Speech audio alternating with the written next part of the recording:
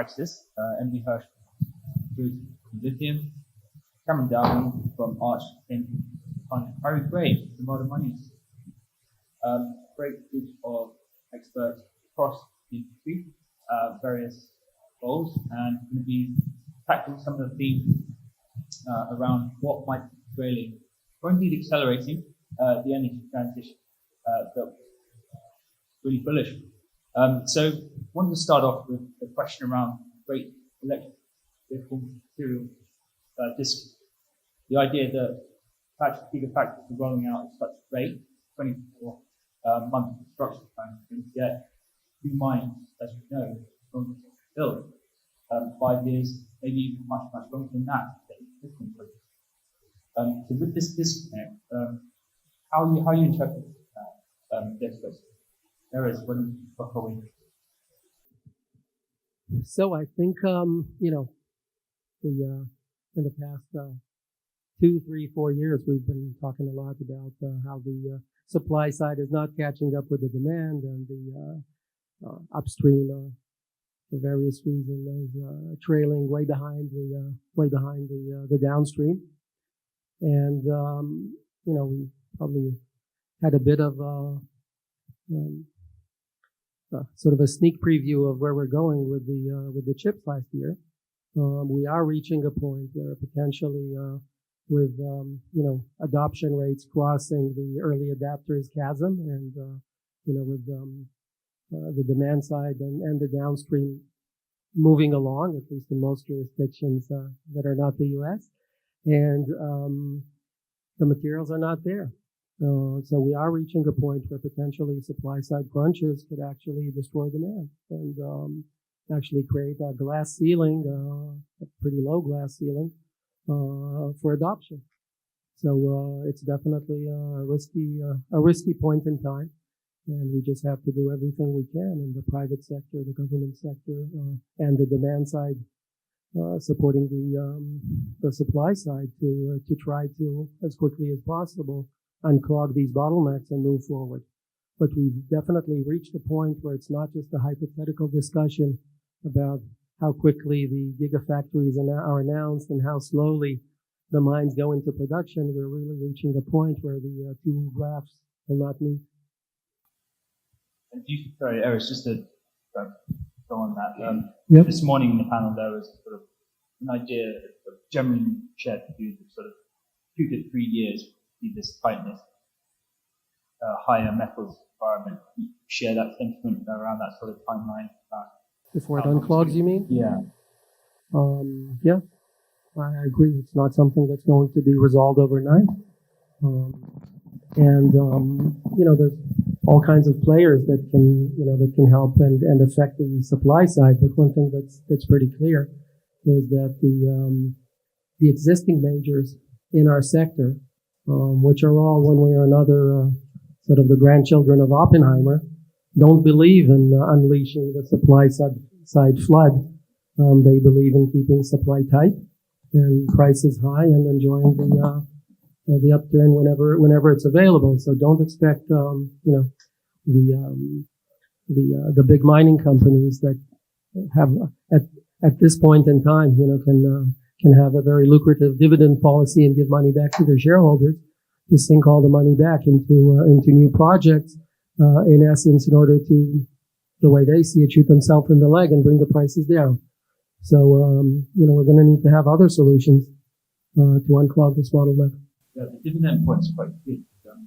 I was on a different question 2 weeks ago with TechNet. Brian now said that the majors should connect back into what? Reinvesting. But they're companies, they're not governments, so they'll have. Look, at some point, it's a matter of metabolism. You either have a very fast metabolism or sort of a slow, and they have to sort of manage both. So I think that they will at some point increase their capex again, potentially also acquire juniors that in essence are the sort of outsourced exploration department of these companies, but it's going to take a while. So we definitely need entrepreneurs, juniors, and governmental support. And hopefully the downstream will find the right way to support as well. I mean, I think we were chatting about in the past in one of our previous discussions is, could the OEMs actually act as funds of funds and help seed the supply side and help kiss 1,000 frogs instead of maybe betting on one.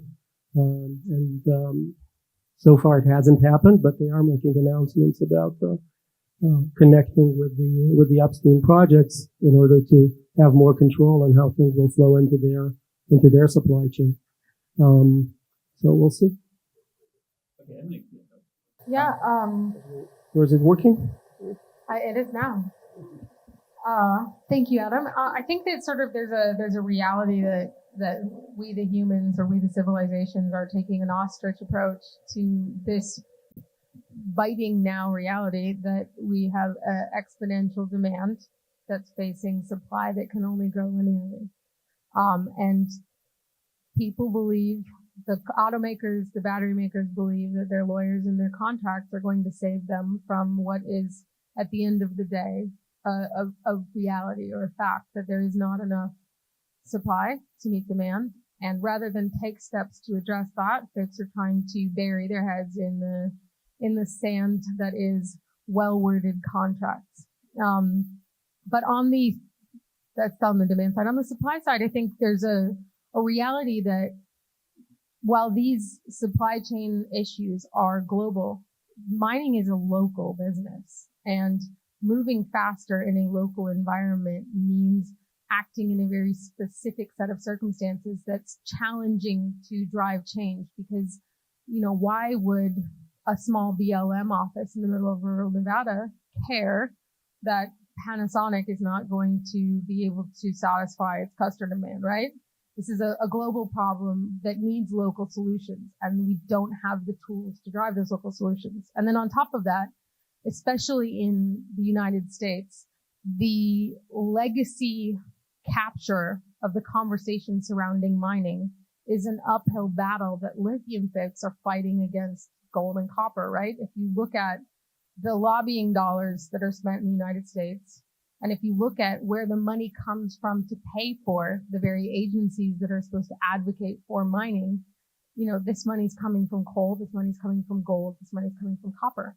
So I'm out, fighting for service providers, fighting for, airtime, right? Bandwidth against Barrett Gold. So, rather than the automakers get involved in the lithium supply chain, I'd much rather see some of your hard rock miners get further into some of these, until now, niche commodity spaces. There's tons there for things like the data project. The expertise, lithium quite say so, and also the expertise sort of work at Brian of that hard rock product, sell credible product, not necessarily within the major kind of sectors. I say it's not the technical side that we need the majors on. It's on the political side. It's on the how do you build big infrastructure? How do you create this? How do you create the benchmark, or how do you create the environment upon which larger scale projects can succeed?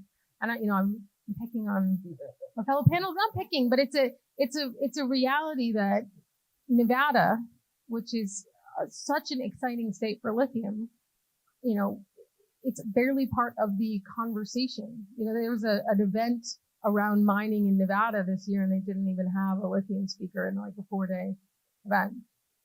It's what it is. Lithium is more smaller in dollars volume. If you want it to grow, you got to get ahead of it. I'm saying it comes up conversation. Yeah. I think it comes down to, it is very much a political issue. In order to supply the markets, we're going to have to bring projects online, and the time to develop and, more important, permit projects has been increasing year after year after year. And government needs to understand that for the very ambitious electrification and Green New Deal here in the United States, and the Green Deal in Europe, then they have to play their part. And that is reducing permitting time and not just time, but also the processes that go into it. And that's how we're going to meet supply, because it's, in 25 years that I've been in the industry, permitting time has significantly grown, and that's something that needs to be cured. Yeah, I see it as there's a multi-part situation that we're all dealing with. Number one, as Emily kind of spoke about, is our narrative. The mining narrative has been a narrative that we have allowed to be controlled by other interest groups forever. And we have a wonderful story to tell, but we don't tell that story. So number one is, if we want our investment dollars to actually grow and have fruit to our labor, we have to take control of the narrative. Number one. Number two, the inclusion of the concept of there being rare earth minerals and non-critical minerals and different things like that. Minerals are minerals. It's kind of debating whether or not the peanut butter or the jelly is the most important part of a peanut butter and jelly sandwich. You need all minerals in order to create electric vehicles, right? We know that copper is a critical portion of electric vehicles. You need a gas-fired vehicle requires 30 pounds, roughly, and an EV requires about 70. So to separate copper from the conversation of lithium, I think it doesn't make sense, right? And so I think some of the things that we're doing, at least at the Nevada Mining Association level, is we are having those conversations about how do we include lithium into the group outside of just the hard rock context, right? And when you talk about the permitting time, the issue that we were starting to see in the permitting time is not just the government, but really the litigation that ensues after, right? So you get your rod, boom, we're ready to go. And then you get slapped with a lawsuit. And then before you know it, the process has now extended another 2 to 3 years.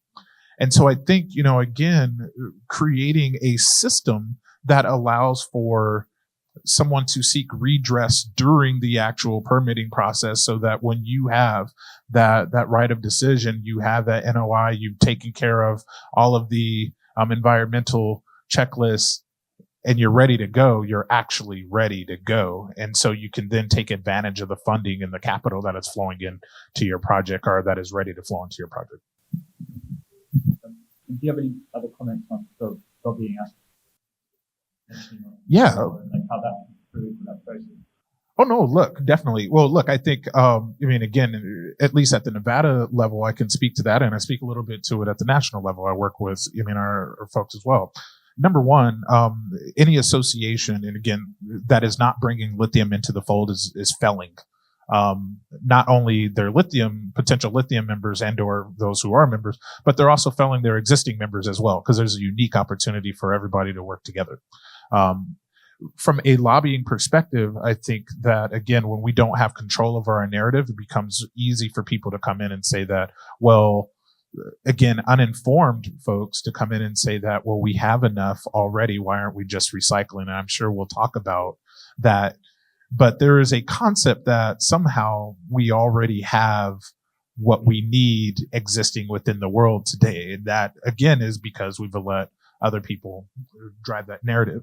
And particularly when it comes around lithium, I think the issue for most people is, well, the extraction techniques today, right? We're still using evaporative extraction technique far and large. Direct extraction is not quite there yet. And so then, particularly in a state like Nevada, that is the driest state in the country, people have an issue with that because they're going, oh man, you're using all the water. And again, a view that is held by some folks is that the water that we're maybe pumping up is like what you buy. It's what you buy in a bottled water, right? We all know that water is not actually drinkable in many cases. Many cases it has, natural occurring, it's not, it's not potable, right? I mean, however, we've allowed others to, again, control the narrative that we are somehow pumping up pristine drinking water, and we are somehow allowing this pristine drinking water to be evaporated. And then that is really the issue by why they don't want mining to go forth, particularly on the lithium side. So it's really, to me, everything kind of comes down to what are the four of us and everybody in this room doing to help to start to control that narrative so that we can get more buy-in and win at the lobbying level, if you want.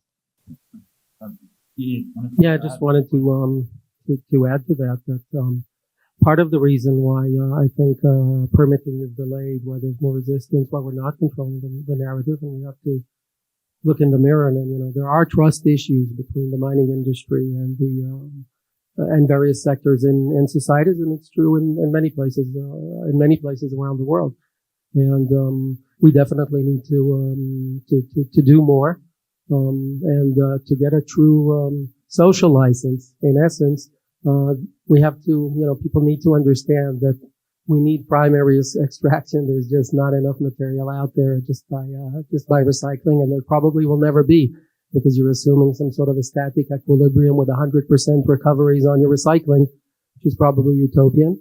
So we'll probably always need some sort of primary extraction, at least in the very long future. We need to demonstrate that, as we plan, as we build, we are really taking safety and environmental aspects and embedded recycling, into our considerations.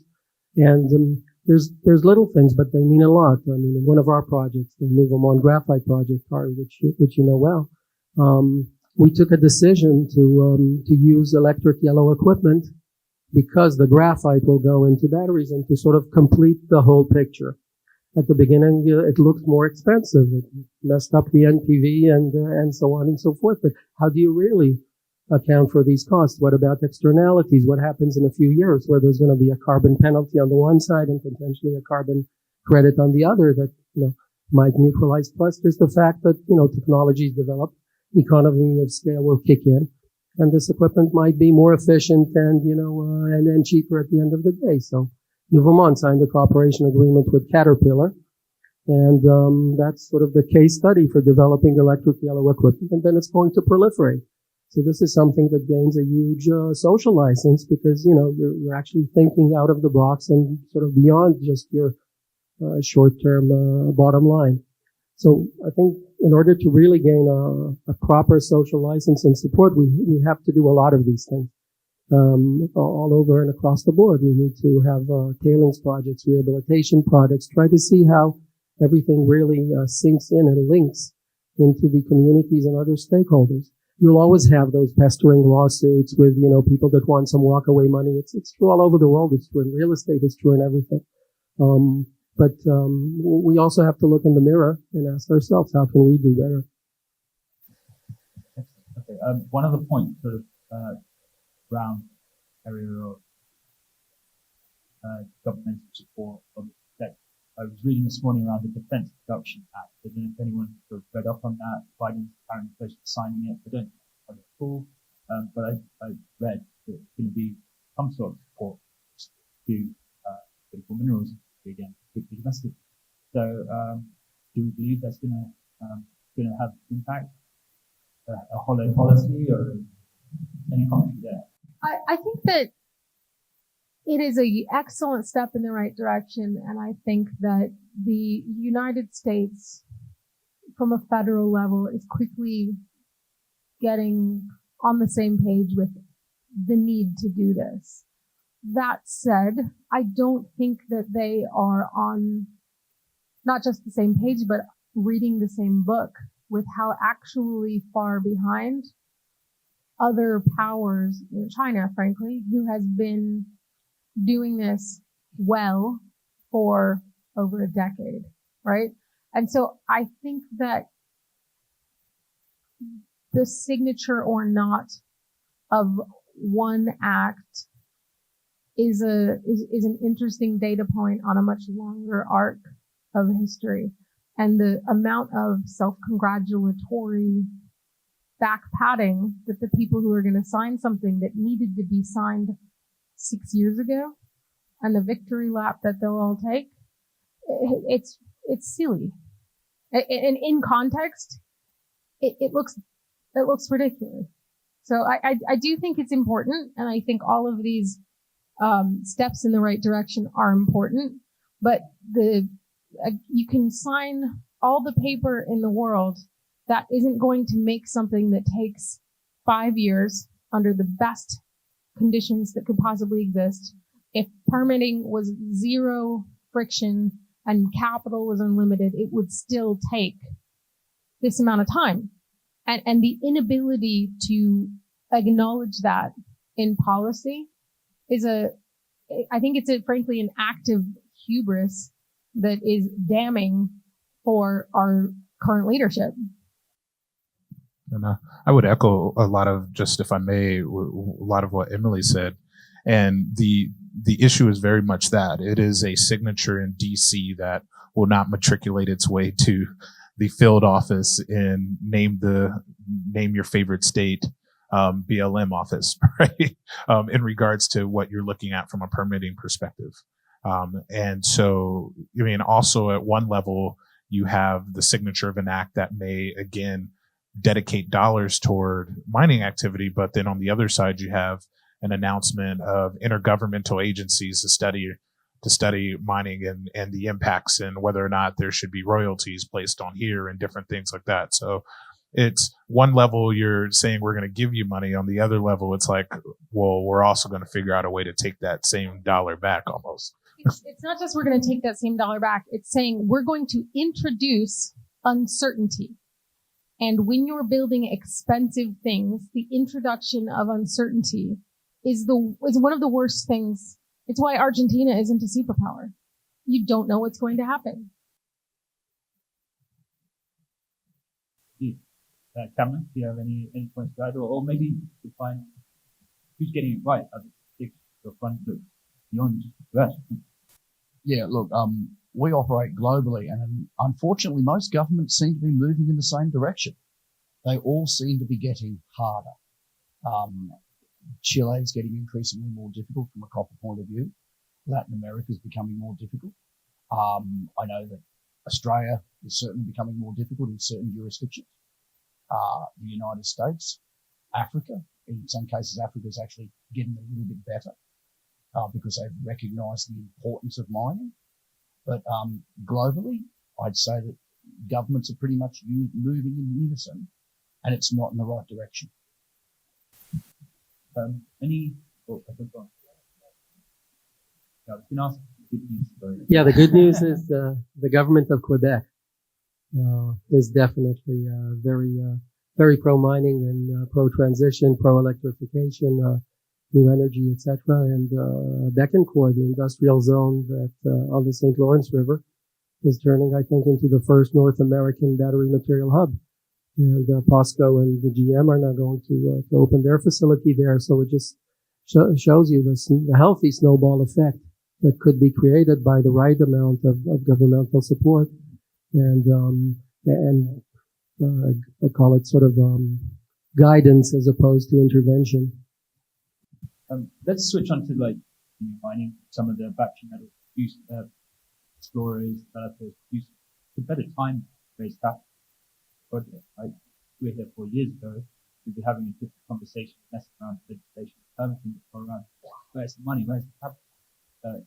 Plus side's got to be that people can make money, public markets are open, right? I would say yes. I mean, I think that Erez captured it well, whereas 4 years ago, we were saying if/when the electric vehicle narrative becomes mainstream, whereas today it is so mainstream that, my kind of racist uncle's friends are saying, oh, have you seen the F-150? I hear it's got a front trunk that I can put a fish in or something, right? It's you couldn't get more mainstream than the folks who want to have an EV today. Yeah, I'd say that there's definitely more money available. As a fund, as a provider of private capital, we're back in competition with the public equity markets again.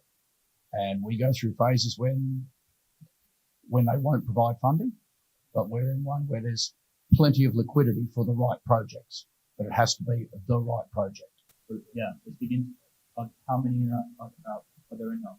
We know they're not, but No, there's not. But take us There's- through your there's- assessment of the Um, the junior batteries market, there's a lot of projects that look good but won't make it. And that's not just to pick on the battery market, that's to pick on the junior mining market. That's mining. It's startups. It's anything. There's a really, I have a lot of friends who are in the battery technology space, and I have a lot of them who are realizing they're not going to be able to have the raw materials that they wanted. And they've said, listen, I've put together, 100, most of them are saying around $100 to $200 million, and they want to buy either an asset in production or something ready to go into production. And I've said, you need to add a zero. And that's not even hyperbole. So this isn't even a complaint. It's just there's folks who want more assets to be at a certain stage of development than exist. It comes down to your risk management and risk tolerances. Junior mining is effectively venture capital, and the hit and miss ratio is there, and it comes down to your risk. I totally agree with you. And in our investment arms, whether it's Traxys projects or the Panellists Traxys partnership or legacy RCF assets, we were always looking at de-risk projects, PFS, BFS, shovel ready. And now we definitely see that we're going to have to take a step backwards and sort of go back into the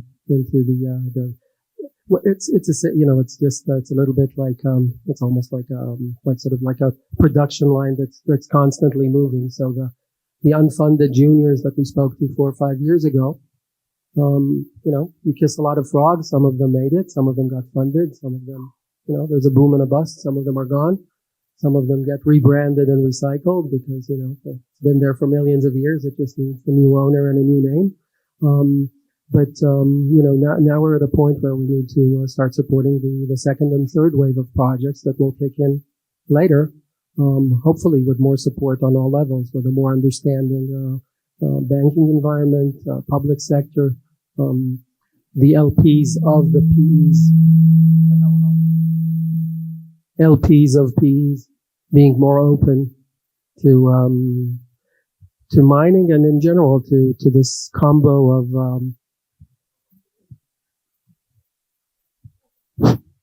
no, it's okay.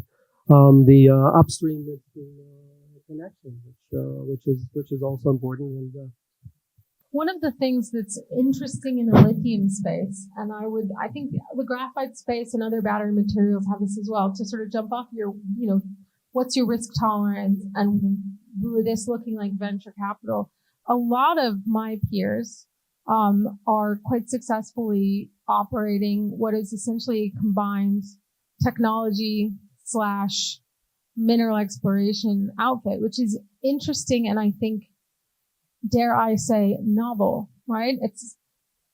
It's not what I'm choosing to do, but you see companies like Standard Lithium, you see companies, or Bionics, I think is in the graphite space, but that are not only doing an exploration project, but also doing a science project. And I think understanding from an investment standpoint, how do you value a company who has junior mining assets, but also IP assets it's got to be an interesting. Well, that is very interesting because it comes down to one of the questions about where value is created and captured on the chain, and is it fully reflected in that of a lithium producer? And I'd say no, it's not, because the value is actually being created the stage after being mined out of the ground. It's being created by the chemical producers. Lithium is a chemical industry.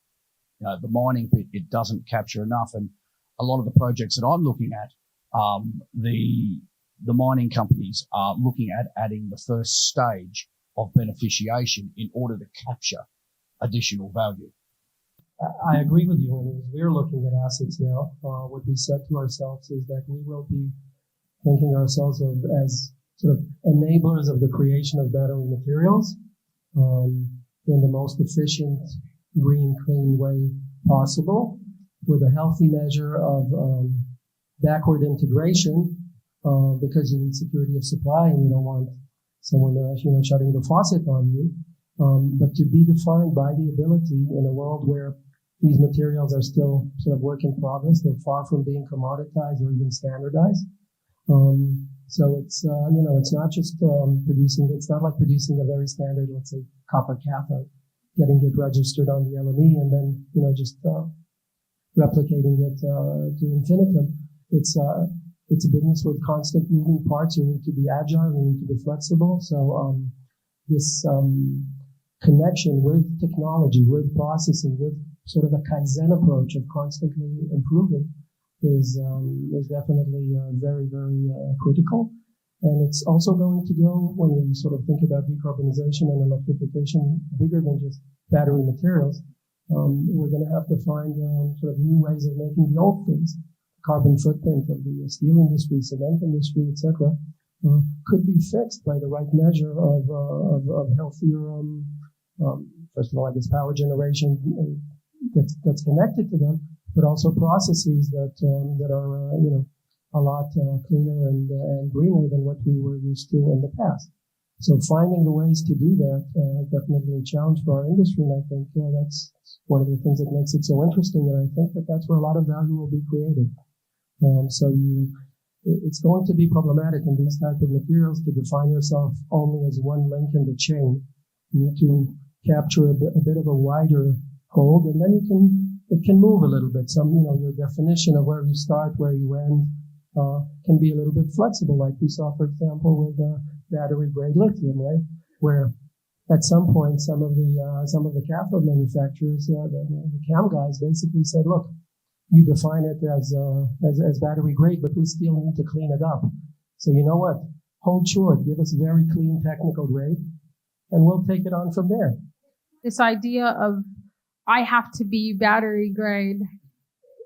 Frankly, one of the conversations I had once with a gentleman who runs Livent was that, Livent specifically decides to produce technical grade carbonate as feedstock for hydroxide because that means we can move faster, we can produce more because you don't have to be as tight and controlling on each step. And that's kind of the need to view this as an ecosystem instead of a supply chain. And they need to understand it's not, one or the other, but it's these relationships and ecosystems that need to all move forward and will move forward more efficiently if there's a greater amount of communication and a greater amount of sort of integration and sharing, right?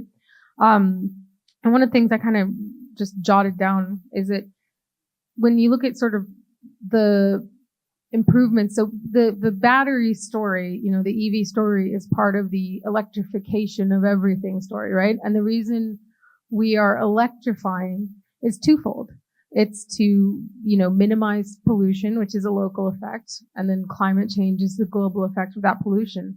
But it's also a superior technology. I mean, the electric Caterpillar machines, I would assume, because I don't have one, but I would assume it's not just exactly the same as its diesel-powered counterpart, except with a battery. A battery can react more quickly, and an electric motor has 10 times of the ability to react quickly. You can make smarter, better technology if you aren't doing combustion all the time. Anyone have any questions before? Please stick your hand up. Have to take the but now come on to that. Yeah, so I wanted to ask around, okay, when we go sort of touched on the need, capital, the need for technology and OEM to get a bit closer. And things like that's going to happen over the last few years, but Erez made a point about discount or more capital to direct it in. Is that the next wave then? OEMs, the manufacturers, they involved or actually any of us are let's buy it. Yeah, somebody has to renege on a contract first, and once that happens, you will see the cascade. But they will be they're behind the 8 ball or whatever the sports analogy that's accurate is. But it's until somebody sees somebody, they say, I have a contract that says this much, and they're like, well, I don't have that much, so you can have a contract all day, but it's not going to make this move faster. And until that happens, I don't think that the industry will have a reality check where you'll see anybody except for folks like Traxys or folks who have demonstrated an ability to look into and be, take proactive steps thinking about a couple of years down the line. And I would add, it's not the people in this room. It's the people who are not in this room that we need to be having the conversation with. And that's really why, we have to develop a national and frankly a global platform of how we go out and we communicate with people. At least here in the U.S., as long as there is as long as you can walk out and buy a Tesla, people are going to think we have enough, right? As long as when I log onto my computer, that again will work, and I can buy an iPhone and it come to me in a week, we have enough. And so we need to make sure that people recognize that that is not necessarily the case. And on the environmental side, we have to do a better job of working with some of those folks who may be against us on the environmental side so that they have an understanding that we are the first link in the green technology and future you want. It's really easy for a legislator, for an elected official to go out and sign a document that says we're going to be completely electric, or 50% by 2030. That's a piece of paper, but we know that we actually have to do the work. And so we have to come up with that. And that is some of the stuff that we're working with, at least at the Nevada Association level. But I saw a hand. Yeah, sorry. Given how many advertisements I'm seeing for electric cars from Kia, from Ford Lightning, from the how long is it before that contract not being able to be fulfilled is going to happen? 3 years, 2 to 3 years. And it seems like an electric Ford F-150 is going to take a lot of lithium. Yes. It comes down to how much are you either prepared to pay for your vehicle, or how long are you prepared to wait for it? And that's what we don't know yet. People want them. Are they prepared to pay? And, an electric vehicle is a very, very expensive toy. I think it will come down to people will simply have to wait for them.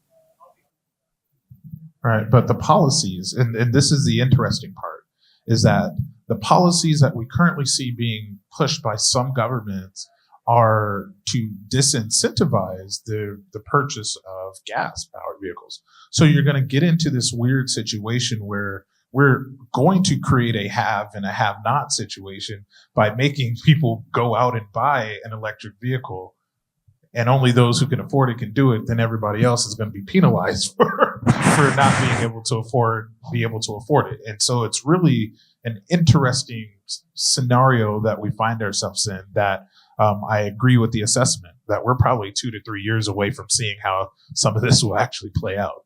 And on just a quick point is that, it's as nice a thought as it is of everyone driving an F-150. The reality is I think we're going to see people driving BYD Chinese EVs. But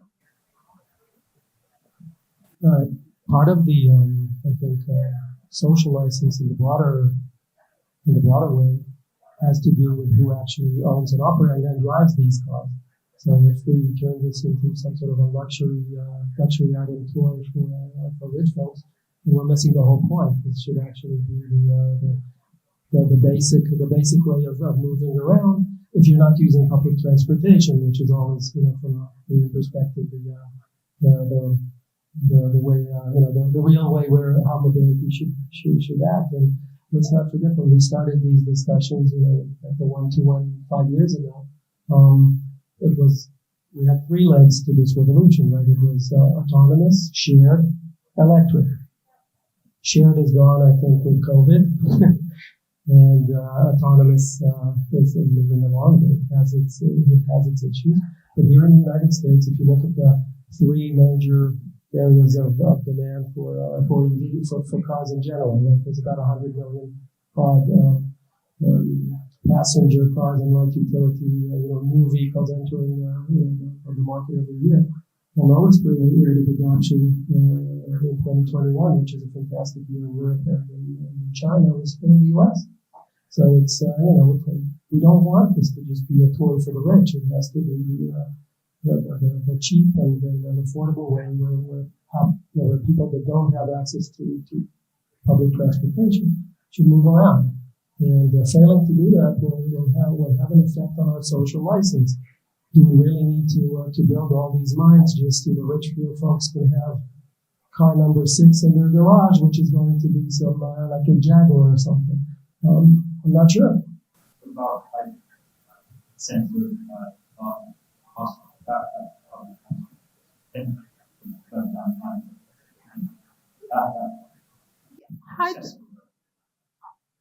The first, so hydrogen is basically to electrify anything that you can't, or it's the fuel of choice for anything you can't electrify. So hydrogen to decarbonize some of the heavier industries, hydrogen as feedstock for e-fuel for boats and for, but you're talking about hydrogen for e-fuel. I think we've all, or at least everyone except for I think Toyota, has fully put to bed the idea of hydrogen fuel cells as a good mobility.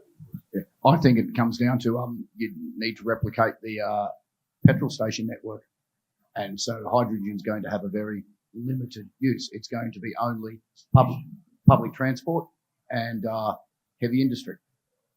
But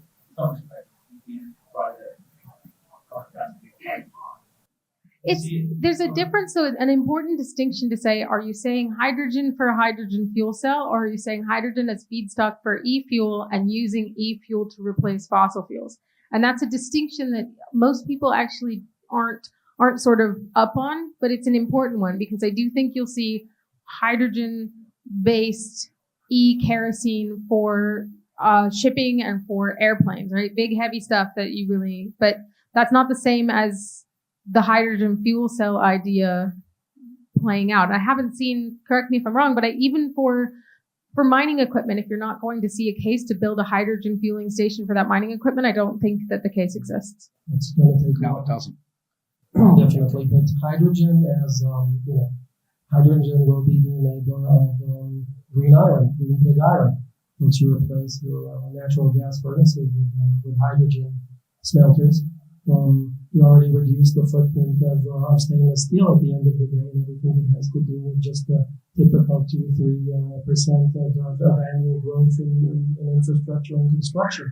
So it's definitely going to play an important role, but I'm not sure about storing it in a densely populated environment or moving it around in thousands of smaller units is something that's going to happen in the near future. So it's a future prospect, if at all.